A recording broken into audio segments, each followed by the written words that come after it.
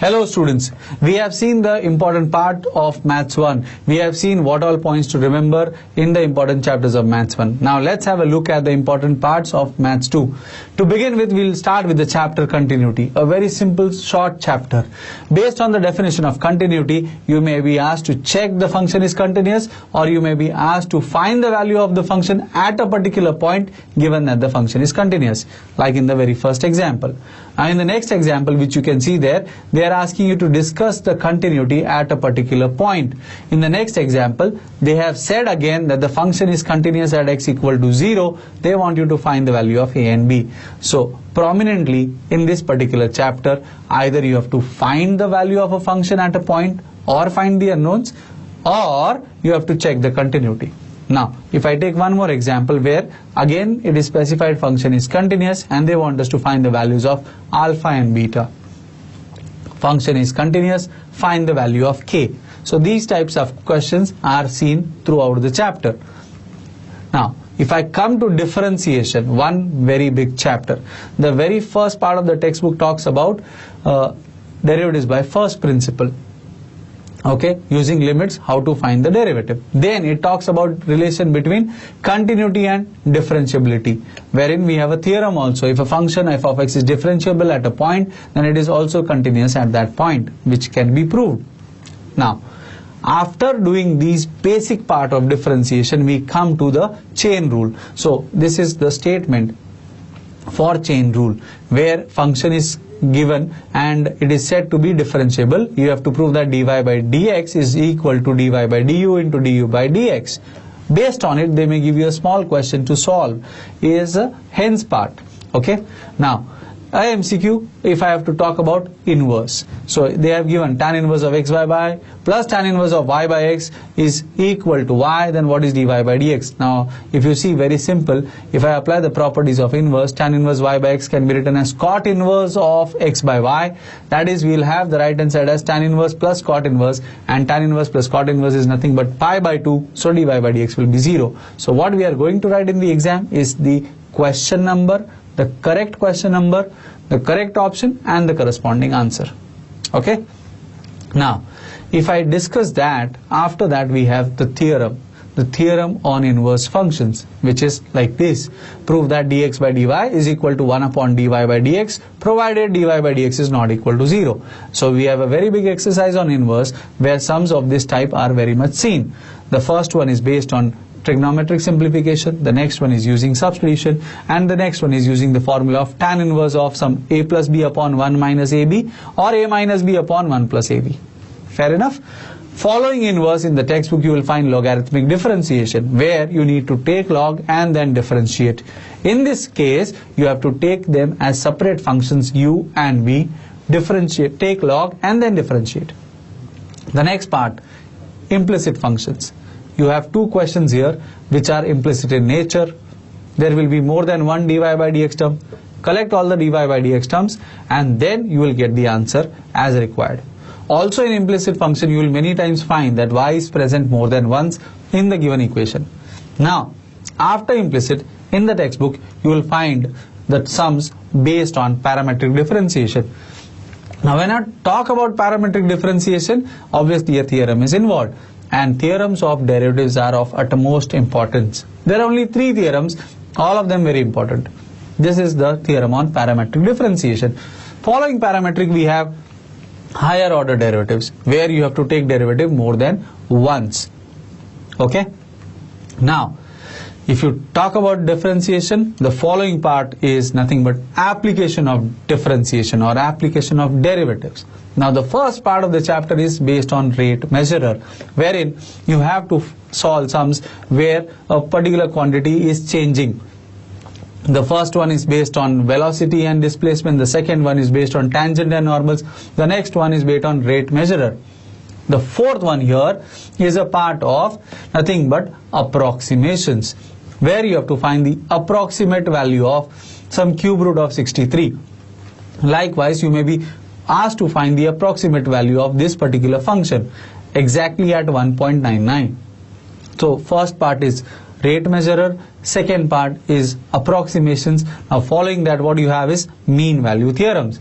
You will be asked to check if the mean value theorem is applicable over 1, 4 or it is applicable over 1, 3. So you have to check the conditions of mean value theorem. Now when I say mean value theorem, it can be either the Rolle's theorem or it can be the Lagrange's mean value theorem.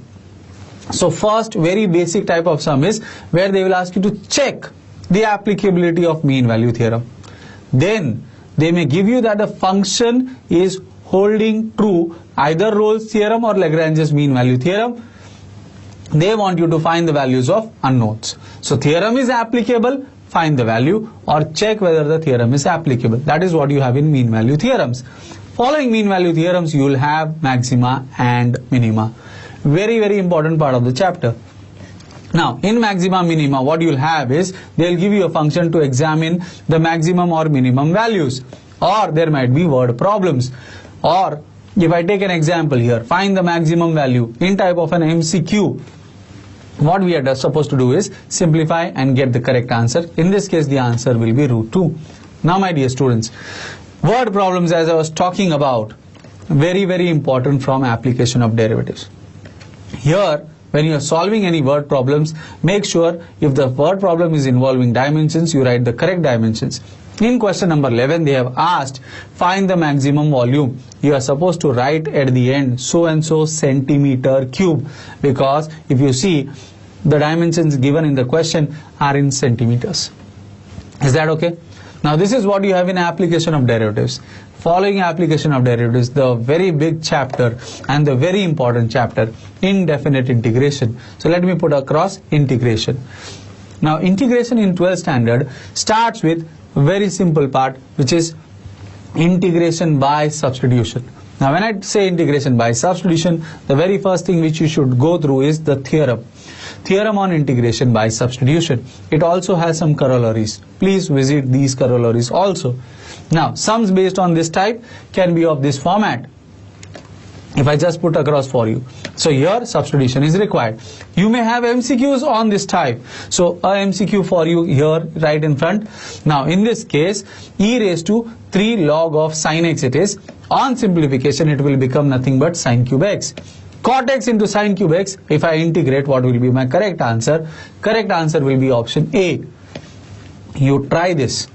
You may have another MCQ, something like this. If you check the function in the denominator, which is x plus sin square x raised to 7. Now if I look at x plus sin square x, its derivative is 1 plus sin 2x, which is my numerator. So you can see the correct answer will be option C. Okay. Now this is integration by substitution. Following integration by substitution, what we have is the sums which are based on 1 upon quadratic or 1 upon root quadratic. Now we have these formulas very nicely derived in the textbook. Every theory question is important. The derivation of these formulas is equally important. Okay. One more derivation is there here. Now these derivations you should go through. Sums on this type can be like this. Now here you have sum involving a substitution, sum involving a substitution again. They are based on 1 upon quadratic or 1 upon root quadratic. Linear upon quadratic. The general form, ax plus b upon or px plus q upon ax square plus bx plus c. Okay. Now after this in the exercise you will find integrals based on this format, which is 1 upon a plus b sin square x or 1 upon a plus b cos square x or 1 upon a sin square x plus b cos square x plus c. Method is very simple. The method is divide numerator and denominator by cos square x. Okay. Now following this, I can take another important type, which is integration by parts. Now integration by parts is a theorem. Derivation is very important. Every derivation is important. Now based on this you have the Liet rule, and using Liet rule there are many sums which you are required to solve. Some of the representative examples I have put right in front of you. Okay. Now after Liet rule, again 3 standard formulas which are very commonly asked in the exam. These derivations are a part of almost every paper. Now if I take the next one, integration by partial fraction, the last type of the chapter, integration by partial fraction. One example right in front of us, x plus 1 upon x square plus 5x plus 6. Now what we do in this case is, we write this as a upon x plus 3 plus b upon x plus 2, find the values of a and b and integrate. Another example, completely a function of x square, so we write x square is equal to m only for partial fraction and so on. A miscellaneous example. Okay, now that we are done with, let us go to definite integration, and directly in definite integration I would suggest you go through the properties of definite integration, which are again important from the exam point of view, to be precise the theory part of the exam. Okay, you may have an MCQ also based on this type. Now the MCQ in this case can be based on the chapter in definite integration, or it can be based on property of definite integration. A simple question, they want the value of k, solve it and you will get the value of k as half. One more important property of definite integration which is required, minus a to a f of x dx, its value will be 2 times 0 to a f of x dx when f of x is an even function, is equal to 0 when f of x is an odd function. Important again. Now after this we come to applications of definite integration. My dear students, application of definite integration has only one part, which is area. Now in area you may be required to find area for triangle, or you may be required to find area between a circle and a parabola, or between two parabolas, as per the need of the sum.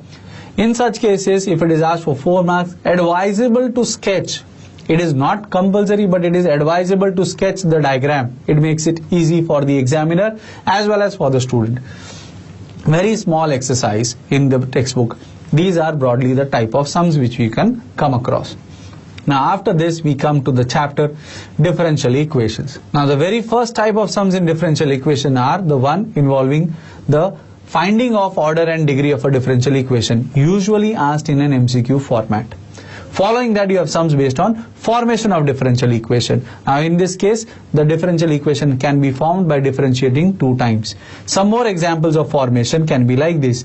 Now these I have mentioned separately because in this case you need not do anything extra. If you differentiate twice you get back the original equation and the arbitrary constants can be easily eliminated. After formation of differential equation, we have to go for solving a differential equation. Example 4 right in front of us is based on variable separable method. Example 5 and 6 can be converted to variable separable by substitution. Now, we can go to the next type, which is homogeneous differential equation, where we use the substitution y is equal to vx. After homogeneous, we have linear differential equation, where the differential equation has to be expressed in the form of something like dy by dx plus py is equal to q, and or dx by dy plus px is equal to q. Okay. After that, the last part of the chapter is the word problems of application of differential equation. Word problems here involve 3 types: population, radioactive decay, or Newton's law of cooling. They are important from 4-mark point of view. Now, if I go after this chapter, the next chapter is probability distribution. Now here they have said the function, the probability x is equal to x of the random variable x is such that it is equal to kx when x is 0, 1, 2, 3, and for all other values it is 0. They want probability of x greater than equal to half. So greater than equal to 2. So p of x greater than equal to 2 in this case will be nothing but find the probability, and in this case you will get the answer as half. Sums in probability distribution. Now when I am talking about probability distribution, you may have sums where coins are tossed or dice are thrown. The mention, you will find the word being mentioned which is unbiased coins, unbiased die, or a balanced coin. That means probability of every event is equal. Okay. They may give you a table where they will say that the table represents a probability distribution. In that case we use the condition that summation of all probabilities will be equal to 1. Using that condition, we can find the value of the unknown k, as in the last example seen. Okay. Some more examples of the same type. Now, let us go to the next part, binomial distribution. Now, when I am talking about binomial distribution, very small, very simple, based on a single formula. They have given us some parameters and we have to find the remaining parameters. Like if I take the example here, binomial distribution is given to us, n is 10, p is 0.4, expected value is given. Now they want us to find the variance. Okay. Likewise, the remaining terms here. So you have to find either one of the values or expected value or variance. Is that okay? Now, if I take one more example here, in the MCQ format, the parameters are given, P is required, you will get the value of P in this case using the correct formulas as half. Now, new word problems are also involved. Now, in word problems, you have to show the calculations very nicely and in detail.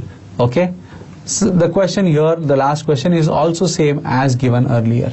Okay, now my dear students, this is what your Maths 2 looks like. We have already seen what is there in Maths 1. We have seen the important part of Maths 2. We have seen theorems of derivatives, integration and definite integration are also important. This is broadly what you have in Maths 2 and Maths 1. Wishing you all the very best for your standard 12th board exam. May you get wonderful marks. Good luck. Thank you so much.